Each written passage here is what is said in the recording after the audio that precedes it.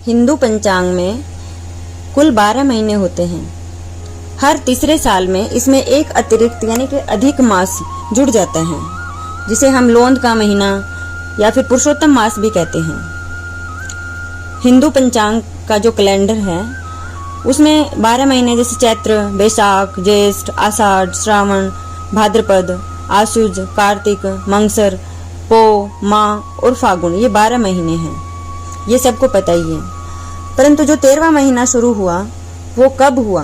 13वां महीना, और ऐसी क्या जरूरत पड़ी कि 13वां महीना लागू करने की, कि श्री ब्रह्मदेव जी ने 13वां महीना लागू किया? क्यों? इसके पीछे एक कथा है, आप सब जानते ही हैं, आपने सुनी भी होगी।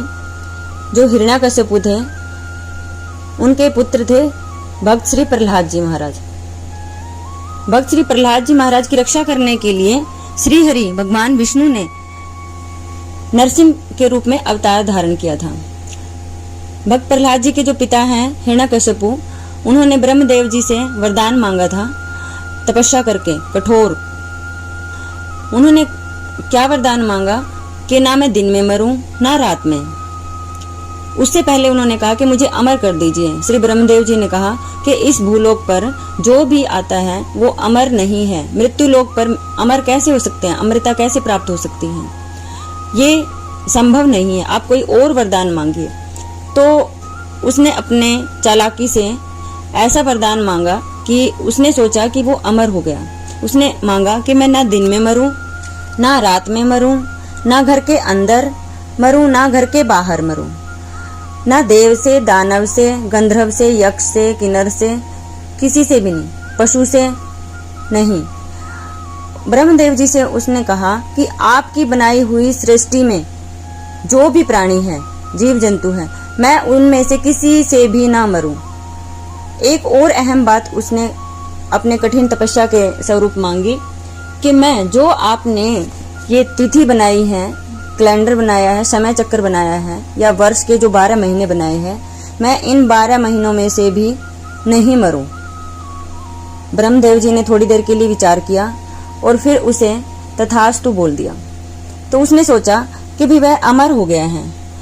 परंतु श्री हरि की लीला आपको पता ही है कि भगवान नरसिंह का अवतार खंबे में से आया हुआ है। वो ना तो मनुष्य थे, ना राक्षस, ना ही वो नर थे, ना पशु थे, ना देव थे, ना दानव थे।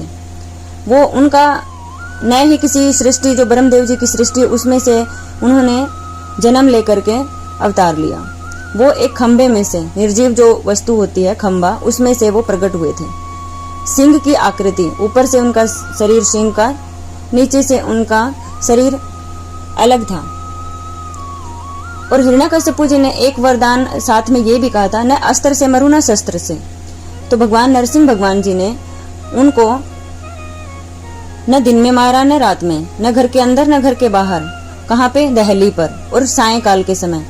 अस्त्र शस्त्र का कोई भी इस्तेमाल नहीं हुआ, वहां पे उन्होंने अपने नखों से उसे चीर डाला था।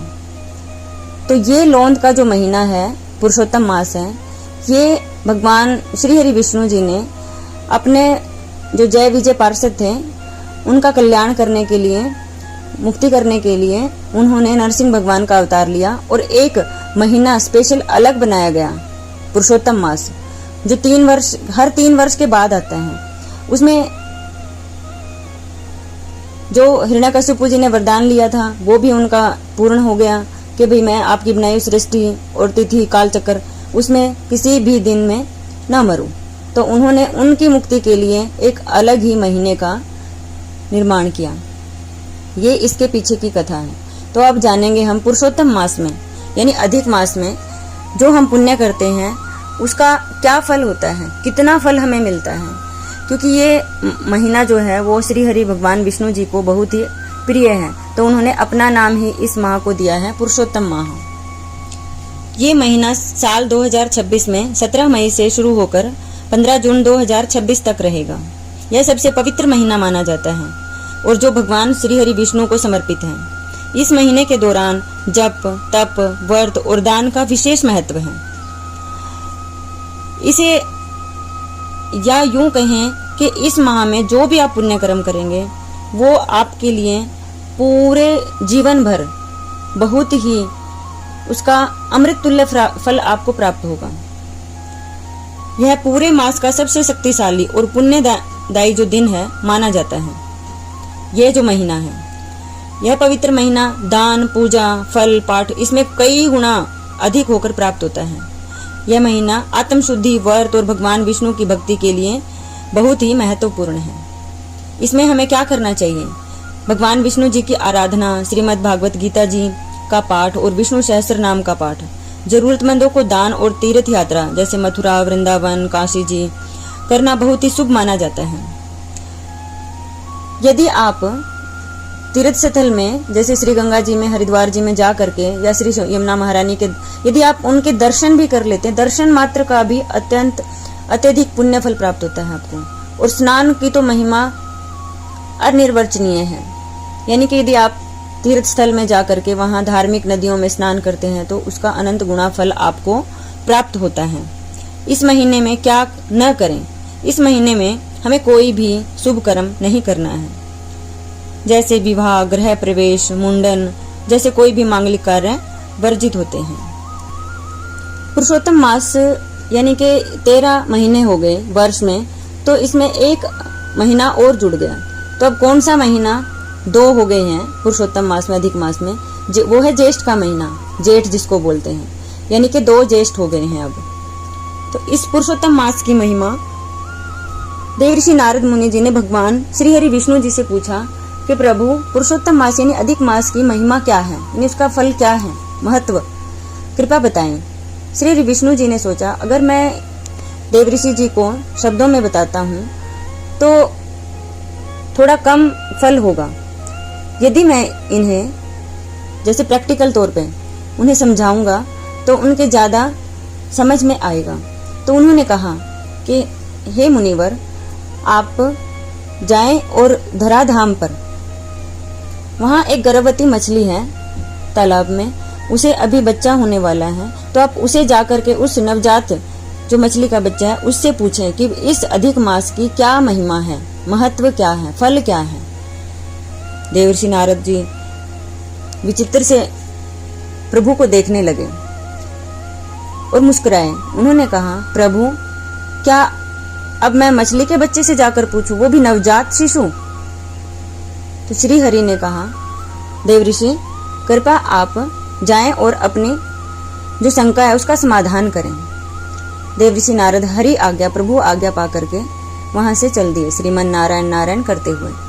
वो उसी तालाब के पास आकर के और देखा कि अभी अभी मछली ने एक अपने शिशु को जन्म दिया है। तो देवर्षि नारद जी ने शिशु से कहा, प्रणाम, मैं आपके पास ये जानने के लिए आया हूँ कि इस अधिक मास का क्या महत्व है, क्या फल है। वह नवजात शिशु बोला, हे देवर्षि, हे मुनिवर, मैं आपके दर्शन पाकर धन्य हुआ, वो भी इस पुरुषोत्तम माह में। मेरे पास अभी कुछ ही सांसें शेष हैं, मैं आपको यह नहीं बता सकता।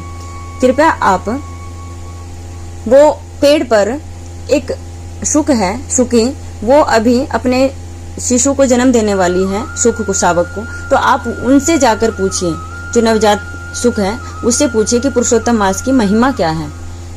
देवर्षि नारद फिर शंका होगी। इतने में देखा, इतना कहते ही जो मछली का बच्चा था उसने अपने प्राण त्याग दिए। देवर्षि नारद को थोड़ा दुख हुआ, लेकिन फिर वो श्रीमन नारायण नारायण करते हुए आगे चले और उसी पेड़ पर जाकर देखा कि शुकी ने अभी एक शिशु शुक को जन्म दिया है। देवर्षि ने उसे प्रणाम किया और पूछा, हे शुक शावक, मैं आपको प्रणाम करता हूँ, कृपया आप मुझे बताएं कि पुरुषोत्तम मास यानी अधिक मास का महत्व क्या है। शुकी का जो बच्चा था शुक, वो बोला, देवर्षि, हे मुनिवर, मैं आपको प्रणाम करता हूँ, मैं आपके इस प्रश्न का उत्तर नहीं दे सकता हूँ, मेरे पास बहुत कम सांसें बची हैं। आप उस पंडित के घर जाएं, वहां पे एक गौ माता है, वो अभी बछड़े को जन्म देने वाली है, आप उस नवजात बछड़े से पूछिए, वो आपको बताएगा। देवर्षि नारद अचंभे में पड़ गए, ये क्या? तभी देखा कि उस शुक ने अपने प्राण त्याग दिए। देवर्षि नारद घोर चिंता में हो गए और वो श्रीमन नारायण नारायण करते हुए प्रभु आदेश मान करके वो उसी ब्राह्मण के घर में चल दिए। ब्राह्मण से आज्ञा पाकर उन्होंने बछड़े से पूछा, नवजात जो बछड़ा था, मैं आपको प्रणाम करता हूँ, कृपया मुझे बताइए कि पुरुषोत्तम माह का फल क्या है, महत्व क्या है। वह बछड़ा बोला, देवर्षि नारद, मैं आपको प्रणाम करता हूँ, मैं धन्य हुआ इस पुरुषोत्तम मास में आपका दर्शन पा करके, परंतु क्या करूं, मैं आपकी कोई सहायता नहीं कर सकता क्योंकि मेरे पास थोड़ी सी सांसें बची हैं। आप उस राजा के घर पे जाइए और उसकी रानी के यहाँ अभी अभी एक नवजात शिशु ने जन्म लिया है, पुत्र ने, तो आप उनसे जाकर पूछिए। ये सभी मछली, शुक और बछड़ा ये देवर्षि नारद जी को मनुष्य की वाणी में, भगवत प्रेरित मनुष्य की वाणी में बोल करके बताते हैं। इतने में देवर्षि नारद चिंतित हो गए। उन्होंने देखा कि तभी बछड़े ने अपने प्राण त्याग दिए। वो अचंभे में हो गए। देवर्षि नारद जी ने सोचा, मैं तो जिसके पास जाता हूँ वही अपने प्राण छोड़ देता है।